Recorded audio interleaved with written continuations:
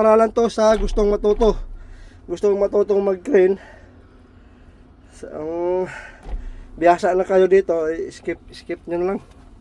Para lang, video na to para lang to sa gustong matuto na mag-crane, na hindi nabigyan ng pagkataon na ano, kasi yung mga operator na ayaw magturo, no? So ulitin natin. So start na natin. Ang init eh.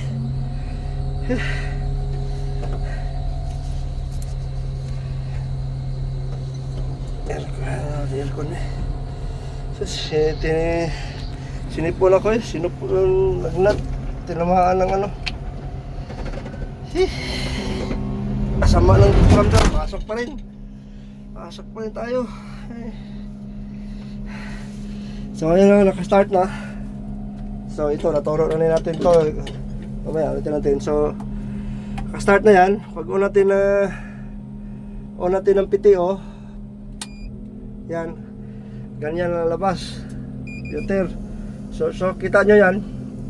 Yan yung sign na ano, crane mo. So nakatiklop yung walang trigger dyan. So dati nung video ko ganyan, hindi natin na setting kasi nakatiklop. Ngayon naka-extend na yan. So masisetting na natin yan, maturo natin na maayos. So pag ganyan, para mapagana nyo, gagana naman yan, kaso hindi mo mabuhat kapag hindi mo na-setting yan.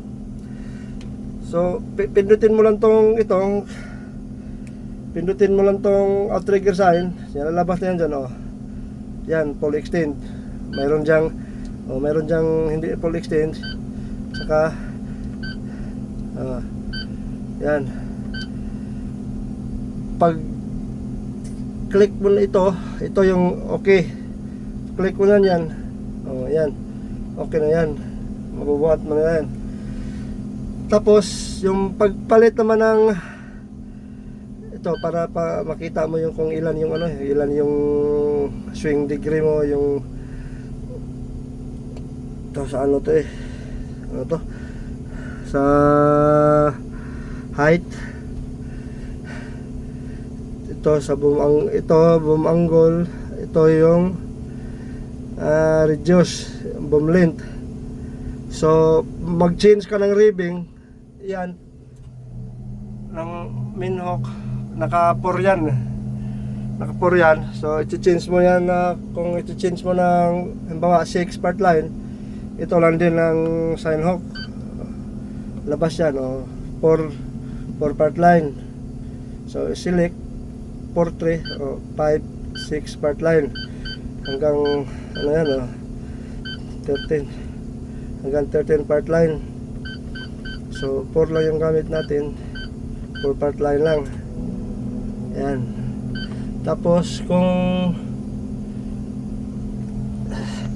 sa auxiliary naman, kung mga auxiliary ang gamitin, ito naman dito, gagamit ka ng auxiliary kasi yan, nakaminok yan eh, kasi nakaminok yan, oh. Pag auxiliary, ito naman pipindutin, lalabas dyan ito, select, lalabas dyan auxiliary, tapos may fly jib dyan. So pag i-select mo pa, yun. So wala naman tayo, ano lang, auxiliary lang. So click mo okay. So yan na ang ano natin, auxiliary, no?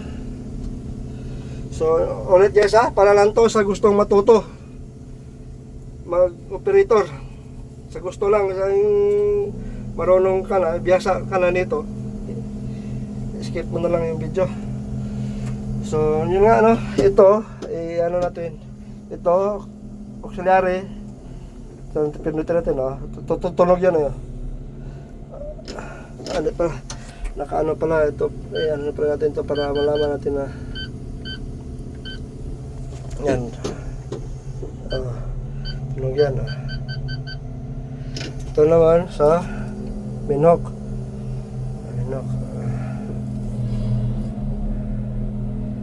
Pwede naman magamit yan kahit yung pero kaso lang yung maximum tons mo dito is 4.5 lang. Kaya kung minhok, gamitin mo, i-change mo talaga doon sa minhok, ganyan. Change mo, minhok, para maglalabas yung maximum tons niya sa ano, minhok. So, ito, boom up. Ayan na natin para makita. Ito, boom up. Boom up. Pagtulak, boom down. Tapos pag dito, swing, kabila, left, kaliwa, tapos kanan. So yun lang kadali, no? So yan nga, huwag matakot mag-apply kasi nga pagdating doon sa pinag-apply nyo, ititrain pa rin naman, no? Kaya kahit ano, ako, di nga ako biyasa nag-apply. No, yan lang, subukan natin kasi di naman natin malaman kung ano, di natin subukan. At least may idea kayo na ganun ang sitting. Ganun lang naman importante ng ano eh.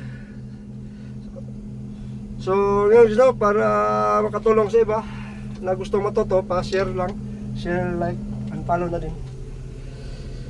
So, pawis na ako sa ano eh. Ang init. So, good morning. Maraming salamat. God bless.